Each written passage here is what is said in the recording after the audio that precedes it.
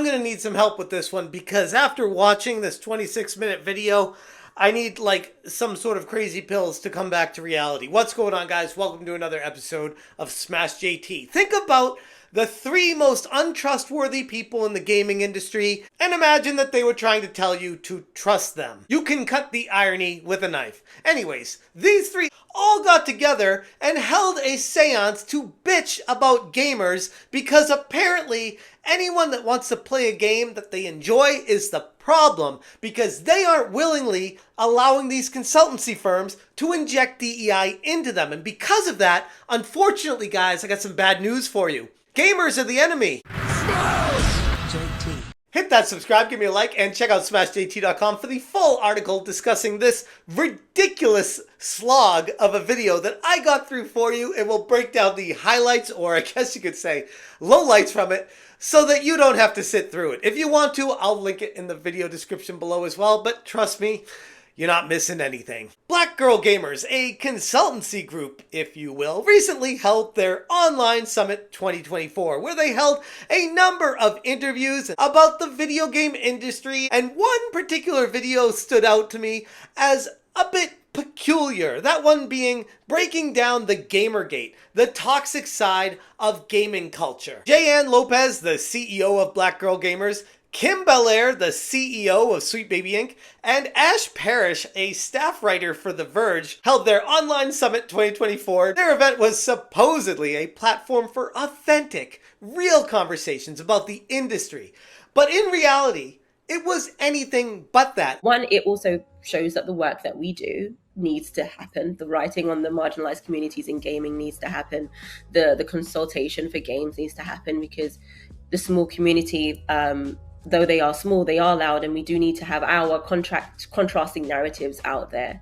These are 3 of the most toxic, untrustworthy people in the video game industry, and they have to have an echo chamber. They will block out any criticism, any voices that are saying, hey, what you're saying, I don't agree with. I think we should have a conversation about. Nope, you're blocked. You're out of their life. You are toxic and you are bad to them. This mentality is exactly the type of person that is destroying the video game industry. Oh, is this the reason that all of these games are now woke, that they have people of color in them, or queer people, or any marginalized identities at all? Or even sometimes that, they perceive like, oh, this woman's design is not quite as it used to be, and I think it used to be hotter.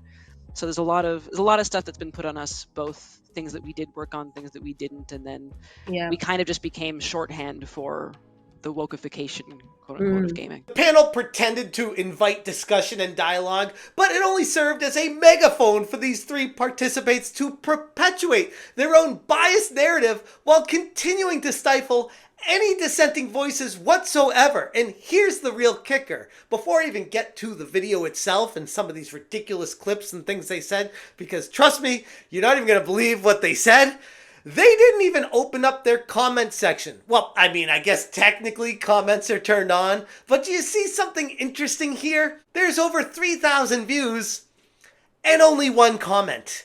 And that 1 comment is a comment praising Black Girl Gamers because apparently they don't want any negativity in their life. Read criticism, or people that are trying to be critical or have a discussion about moving the industry forward. They only want people agreeing with them and adding them to the echo chamber that they've created. And yes, I've put a comment in there. I'll get to that in a little bit. But first off, let's listen to what Jay-Ann said about what this panel was supposed to be about. We have some authentic, real conversations about the industry, something that I know a lot of us wanted to talk about and experience, and during the time we could not. So this is going to be a pivotal panel. In this panel, we're going to use Gamergate as the backdrop, and we'll discuss the realities of gaming culture, the intersections with gaming community, and how people can be accountable allies. Notice how she doesn't say how people can be accountable. She says how people can be accountable allies, meaning as long as you are pushing their agenda and on their side, it's okay to be accountable for making sure you are pushing their truth forward, but not being accountable for your actions in denigrating other people or trying to ruin their lives. Because if they were accountable, I'd like to think Kim Belair would step forward and say, yes, I'm sorry, one of my employees, Chris Kindred, contacted Smash JT's old job trying to get him fired, making up things about how he's a racist and other horrible things that were said about him. But this is a war with these people. They are relentless and they will stop at nothing for victory. And that includes silencing, blocking, going in protected, and then trying to remove the income sources that people might have in order to win the battle and continue pushing their narrative. And one of the most ridiculous comebacks from Ash Parrish is telling people that they need to trust the establishment because they know what's best for you because they've been around for a while and that's where she works. So of course, those are the people you need to trust. Your reliable sources are going to be like your big, tentpole legacy media kind of places. I work for The Verge, which is a vertical of Vox Media. There's Polygon, there's IGN, there's GameSpot, there's all these different legacy video game websites that have been around for a very long time that have a vested interest in making sure that the things that they share with you, the things that they write, are up to journalistic standards. Yeah, I will trust the same person that literally just said that you will embed yourself in discords to find out what people are saying about you for the sole purpose of creating content and being able to play the victim card. I am a video game journalist, and if you know nothing about Gamergate, one of their main hated enemies more than anything is a video game journalist who is not afraid to speak truth to power. And my experience with that whole chicanery is that they popped up. I went and embedded in their Discord and listened to the kinds of things that they were saying and why they were saying those things. Wrote a piece about how this second Gamergate is a bit smaller and sadder than what it was 10 years ago. And, whenever you write about those kinds of things, it really kicks a hornet's nest over. You gotta see this yourself, right? But then we have Kim Belair saying, no, Ash, you might think you're a victim, but me, starting Sweet Baby Inc., I'm the biggest victim of everyone. We are patient zero when it comes to being victims because the entire video game industry is just full of such toxic people, horrible people, and they're all out to get us, and all we're trying to do is inject DEI into these games so we can make millions of dollars off these people, but for some reason, they won't give us the money, and it's the gamers that's the problem, not us. Yeah, I would say I think of us almost in as patient zero of this wave of Gamergate, in that I think when I think of it as where it started, it was kind of the week that we had announced that we were on both Alan Wake 2 and Spider-Man 2, which are two, I think, popular games among the game community and players in general. And immediately, I think the targeting began with this kind of we found this secret, sinister website from Sweet Baby Inc. Meanwhile, we're on Twitter I've been so excited to let people know that we worked on these two really great games.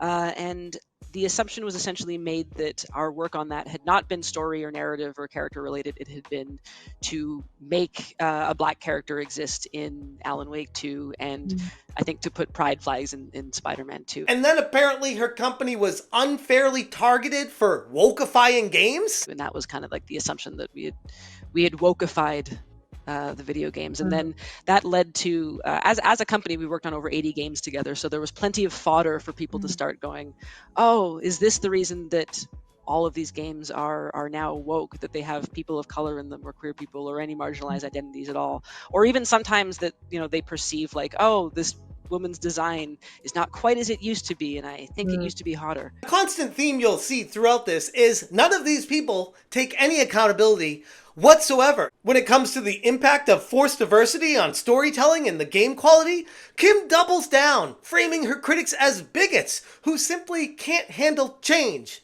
If representation is innovation, and innovation is change, at the end of the day, that's all that they're really, really afraid of, right? They're afraid of anything that doesn't look like they remember. And we all have the Super Nintendo games or whatever, the old games that we cling to nostalgically, but everything evolves, everything changes, and I think as long as folks remember, we're making products, but we're also making art and we're going to stand by it. I think that's exactly the way. It's the same old tired narrative that unfortunately at one point used to work. Thankfully, that tide is turning and these people are losing their minds. If a game company is reaching out to external people, that's because they're missing something or they can't handle something. Go have a coffee with your marketing team and just terrify them with the possibility of what's going to happen if they don't give you what you want. The real problem with the summit is that it was nothing more than an echo chamber where dissenting voices were excluded by design. Lopez, Parrish, and Belair continually reinforced each other's victim narratives, thinking the whole world is against them and doubling down and tripling down. They're all against us. Yeah, that's the same thing happened to me. They're all out to get me. They're all mean gamers. Everyone hates us. Why can't they just pay us money and go along with our narratives? Why are gamers the problem? I would say that at a certain point, it's a macro level community management, right? It's learning how to, I think, express these kinds of things, not only when we have these spikes of hate campaigns, but also in general. And then when gamers try to say, hey, let's have a conversation here, they don't want to hear it. In fact, they just block you. These are the type of people that will paint anyone who disagrees with them as part of some grand, nefarious plot to suppress diversity and inclusion in the gaming industry, when in reality, gamers know that these people are contributing to the actual downfall of modern gaming, and they don't care about it. They would watch the industry burn as long as they can make their money on the way down. What stands out most from all of this is the blatant hypocrisy from the participants. They claim to want a dialogue, but are quick to silence or dismiss anyone who challenges their perspective. They continually assert that they're being unfairly targeted, yet they fail to recognize that they are doing the exact same thing of what they're accusing everyone else of doing, engaging in exclusion, discrimination, and bad faith arguments. That is exactly what defines these people. And judging by the likes and dislike counter, there aren't many people who have watched it, but those who have hit the dislike button. And even though YouTube turned off the dislike button, you can still see it through a browser add-on, and it's something that people like Black Girl Gamers and Kim Belair from Sweet Baby Inc., they don't want people to have a voice. They don't want you to be able to say that you disagree or that you don't like the direction that they're taking something. They just want you to consume, agree, and move on. And any time that you dissent from that, you are now the enemy. I wrote a comment on the video that is obviously not showing up there alongside plenty of other people that have not been approved by an administrator because they don't want people to see the truth, which actually is part of the reason why I made this video. Because if they're not going to give me a voice on their platform, I'm going to use my own that is much bigger than theirs and expose their asses for everyone to see just how horrible they really are. Hello, yes, could you please inform Kim that one of her employees at Sweet Baby Inc., Chris Kindred, contacted where I used to work, claiming false things about me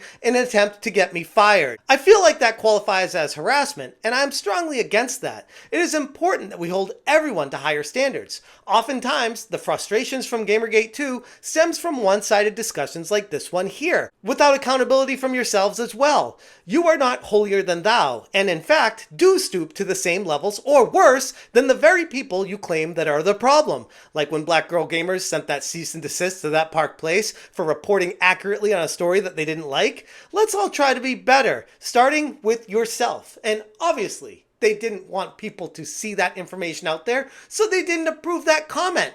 But there's nothing in that comment that says anything wrong or false. And you gotta ask yourself the question, if the vast majority of the video game community is vehemently against the existence of these consultancy groups, and everyone that I talk to and hear from, even in my comment sections that are open to all, seems like the overwhelming majority of people do not want you to exist in the gaming world, why do you persist on your journey to do it? And ultimately, the only reason that makes sense and what it comes down to is you make a lot of money and hide behind the veil of, oh, it's for a good thing. It's because equality and equity and diversity and inclusion, and if you don't agree with it, you're a bigot. If we're going to move the gaming industry forward and truly be inclusive, we need to have open dialogues and open conversations. But unfortunately, with people like this, they will not have it. So you got to take the stance of, if you're not going to have a conversation,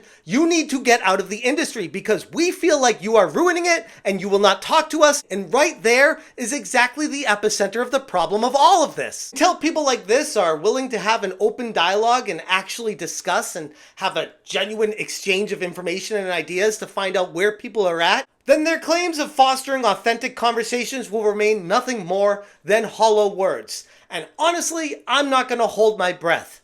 Anyways, if you guys want more information, check out smashjt.com for the full article breaking down this ridiculous echo chamber of a conversation. I gotta be honest, this is one of the worst, most painful videos that I've had the displeasure of getting through in my life. And it's all thanks to people that are living in an echo chamber, unwilling to listen to rational thought. They are so caught up in their own world, trying to make money off of gaming, that they don't realize that they are crazy. Thank you guys so much for watching. If you appreciate what I'm doing, hit that join button. And as always, you stay smashing. Saying that they want to make games, but then when marginalized people or people who, if the studios then want to include marginalized people, they're forced to do so.